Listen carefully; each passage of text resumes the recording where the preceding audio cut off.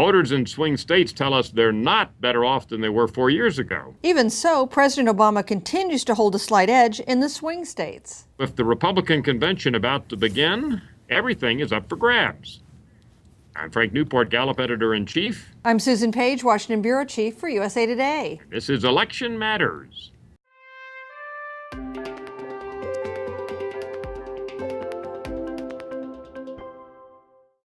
Well, Susan, I'm in our Gallup Omaha offices, and you're in Washington, D.C., but all across this country, everybody's asking the same question. Are you better off now than you were 4 years ago? Well, I'm not sure everybody's asking that question, but that was a classic question that I believe Ronald Reagan asked when he was running against Jimmy Carter back in 1980, and we just ask it in swing states and also nationally, and the results aren't too optimistic, are they?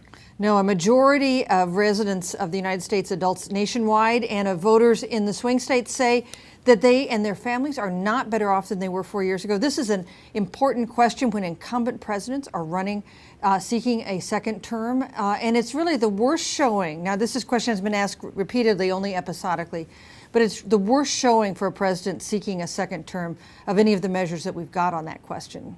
And yet, as you said at the outset, in these same swing states, we asked voters, registered voters, all right, who are you going to vote for? And actually, Obama's ahead slightly, within the margin of error, but he's ahead slightly. So obviously, saying I'm not better off than 4 years ago is not crippling for Obama's reelection chances, particularly in the swing states, at least at this point. You know, we find that a lot of voters are unhappy with President Obama. They're unhappy with his economic leadership, and yet they're not certain about Mitt Romney and that they trust him, that he'll represent their interests. And I think that's what accounts for this disparity, that people feel like I'm not better off than I was when President Obama took over, and yet I'm, at the moment at least, still inclined to support him for a second term.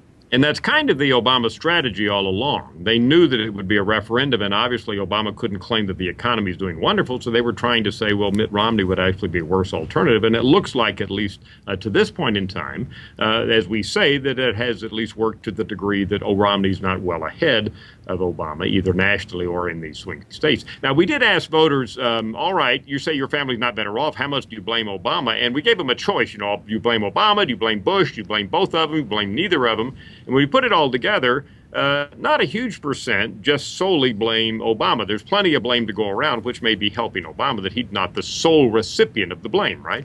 I think there's a recognition on the part of a lot of Americans that President Obama inherited a really tough economic situation, and they're taking that into account. You know, we now see that President Obama has a lead of 3 points in our 12 battleground states. He leads 47 to 44.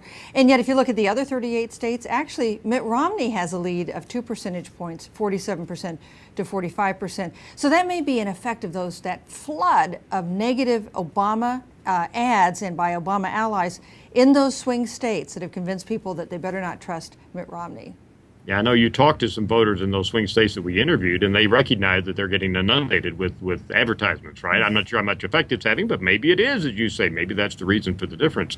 Obama's job approval, by the way, coming through the weekend is up to 47%, a little higher than it had been running. And again, we've talked about it again and again. He would like to have it at 50%, but certainly Obama's job approval is not down there where George H.W. Bush's or Jimmy Carter's were when they were seeking re-election in the summertime. That 47's just bubbling under where he would like to be. You know, it's just under where the presidents who have won second terms are, and it's above where the presidents who have lost second terms are. And that's one reason I think we continue to look at this election as being potentially at least such a close one.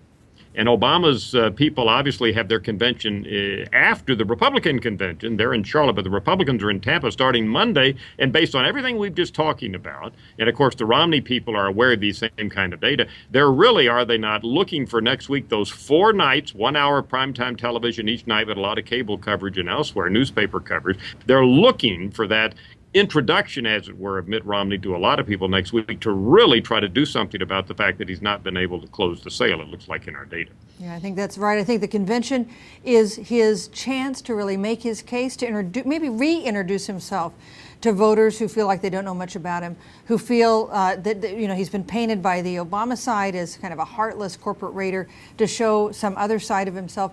It's a big opportunity he won't have again because, of course, we'll have those debates in October, but those won't be entirely under his control the way the conventions are. Absolutely. I looked at the data, and this is how we equivocate as pollsters. I looked to say, all right, before the convention start, and that's where we are now, before either starts in history, does where the candidates are tell us whether or not they're going to go on and win? And guess what? Sometimes it does, and sometimes it doesn't. How's that? That's the answer. We looked at it, and sometimes there are significant changes. Now, Obama was ahead by a few points before the two conventions in '08, and he went on to win. So that's good. But Kerry was ahead before the convention started back in '04, and of course, he went on to lose. So it really can make a difference, these two conventions, obviously. So the fact that they're very close now within statistical margin of error, we may be talking here in mid-September and say, geez, one or the other has really opened up a lead. Anything can happen, right? That's right. It's good because it keeps us employed. That's right. We like the idea that thinks, well, obviously the candidates think so, or they wouldn't be spending millions and hundreds of millions of dollars on ads and putting such an emphasis on these conventions if they didn't think they could make a difference, right? That's right. One final point, Susan, we updated this is good news for the federal government, maybe for Obama indirectly. We updated our list of 25 business and industry sectors. So do you have a positive or negative image of them? We do it every August. Last August, the federal government had been dead last, the most negative image of any business and industry sector we looked at. The good news is this year, they're second from last, Susan. The oil and gas industry, maybe because the price of gas is going up, is now dead last. Federal government, second from last. So that's a slight improvement. How's that for some positive? That's pretty limited good news. So tell us, Frank, who came in first? Well, it's the computer industry. And then below that was the internet industry. You know what this really recognizing is a recognition by the public, I think, that people like Steve Jobs and Apple and what's happened at Google over the years, and even Facebook, although its shares are way down now. These are American success stories. If you want to say where has American business and industry done extremely well here and globally, it's obviously out there in Silicon Valley and up in Seattle. That's where things have really been happening. So that's who Americans admire, is the computer industry. They don't admire what's happening in Washington, D.C. with the job approval rating of Congress at 10%. I think that comes under the duh finding, but nevertheless, that's what our data are confirming. People are still down on the federal government. We'll talk next week, Susan. The convention will be starting, right? That's right. Starts on Monday.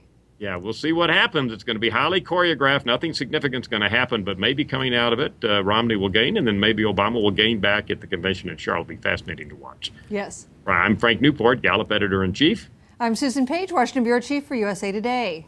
This is Election Matters.